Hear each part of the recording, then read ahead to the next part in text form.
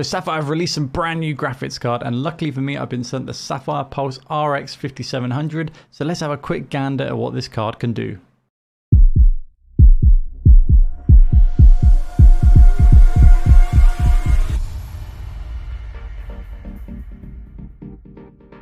Built on the new AMD RDNA gaming architecture using the 7nm process, the Pulse RX 5700 has 2304 stream processors that run at a boost clock of 1750 MHz and a game clock of 1700 MHz. Plus, it's rocking 8GB of GDDR6 memory. The card can handle up to 4 displays, supporting one HDMI 2.0 and 3 DisplayPorts at version 1.4. It's VR friendly, compatible with PCI Express 4, it utilises 8-pin and 6-pin power connectors, and the minimum power requirement for this card is recommended at 600 watts. Also, there's a dual BIOS switch that can be found on the side of the card that allows for quick and convenient switching from performance to silent modes. Sapphire Cooltech uses DualX cooling technology along with the intelligent fan control, which allows the card to maintain control of the fan speed in order to balance out both performance and noise level while keeping the VRM and GPU and memory nice and cool. The fans themselves feature dual ball bearing designs, which according to the marketing material have an approximately 85% longer lifespan, as well as being 10% quieter over previous generations. Plus, what's even better, with the fan quick connect feature, you're able to quickly replace your fans yourself without having to go through the hassle of returning the card.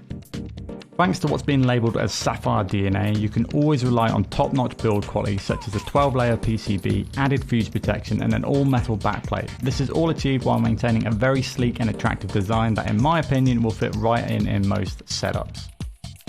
Sapphire Plus covers you with those extra features for fine-tuning your graphics card with the Trix software. Here you can overclock your GPU, adjust fan curves to your liking, monitor your hardware performance, and with the Trix Boost tab, it makes it super easy to downscale multiple resolutions at once using the percentage slider. By lowering it, you can increase performance drastically by selecting a new custom resolution in game, but obviously you will lose image definition by doing this. But with the new Radeon image sharpening feature, you can bring back some of those finer details while playing at lower resolutions. I have to be honest, when I first heard about the Radeon image sharpening, I was pretty skeptical, half expecting it's just an overly harsh sharpening filter, kind of what we see in one of my favourite games, Deus Ex Mankind Divided. Thankfully, Radeon image sharpening is not that, rather that it uses a contrast adapted sharpening algorithm. Now, I'm not gonna even pretend that I know what that is, but apparently it is working, and when it's turned on, I'm instantly able to tell the difference, especially when it comes to those finer details such as hair, foliage and environmental texture work. Which is really awesome. However, where I think this really makes a difference is in those subtle details on characters like skin and clothing. It's actually surprising how much the sharpening has an effect on without having the effect on the stuff that you really don't want it to.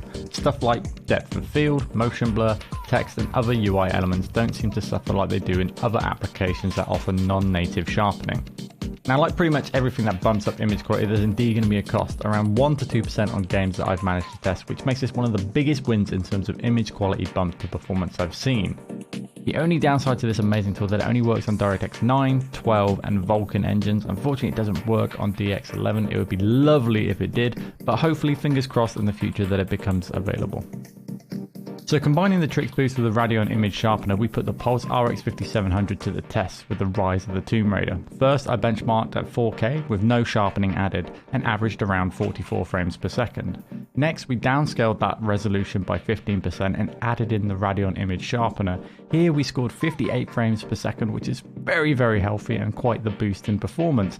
What's even more impressive is that it's so hard to tell between the 4K footage and the lower resolution between the two benchmarks. And finally, I ran the same reduced 4K resolution without the Radeon image sharpener to see how the FPS compared to its sharpened performance, and it was mind-blowing with only a single frame difference. Truly impressive stuff.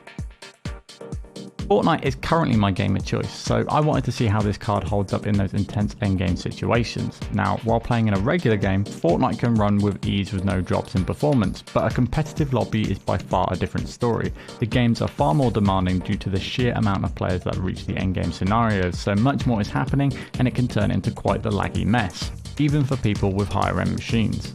So this is a great test to see how the RX 5700 handles itself, and to be honest, I'm very happy with how the card performed, especially since this current Fortnite patch has some very big optimization issues currently with random hitches affecting everyone no matter the specs.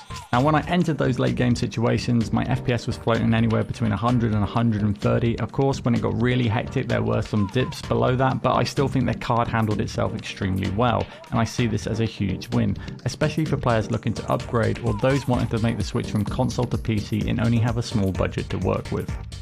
Another benefit to competitive players is the Radeon Anti-Lag. This new feature is designed to reduce input latency. You see, normally when you saturate your GPU with 100% usage, the CPU will still continue to process new frames, which means you can often find the CPU is processing multiple frames and in particular your inputs ahead of your GPU.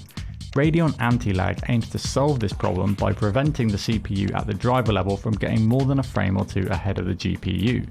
This makes it possible to reduce the latency between what's processed by the computer and what you see on the monitor.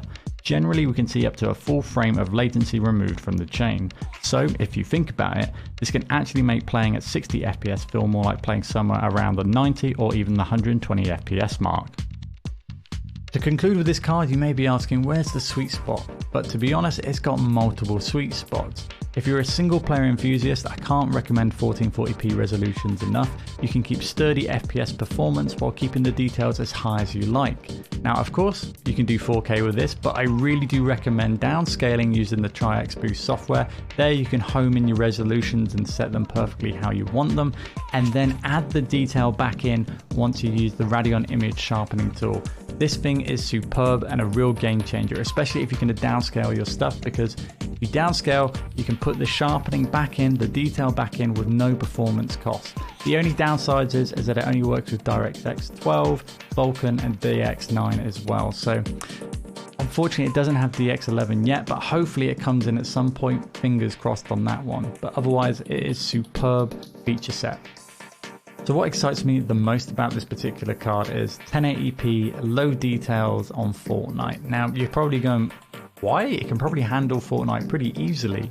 In regular games, yeah, no problem whatsoever. But if you're playing a highly competitive game and you get into the late game, there's so much building, there's so much resources being used, it can be very, very draining and very, very laggy towards the end game, no matter what graphics card you're using.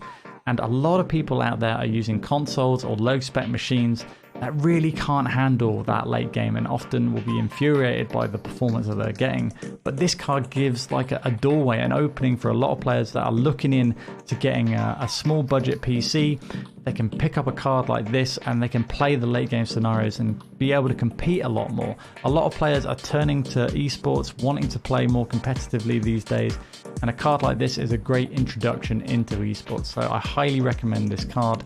I think it's fantastic.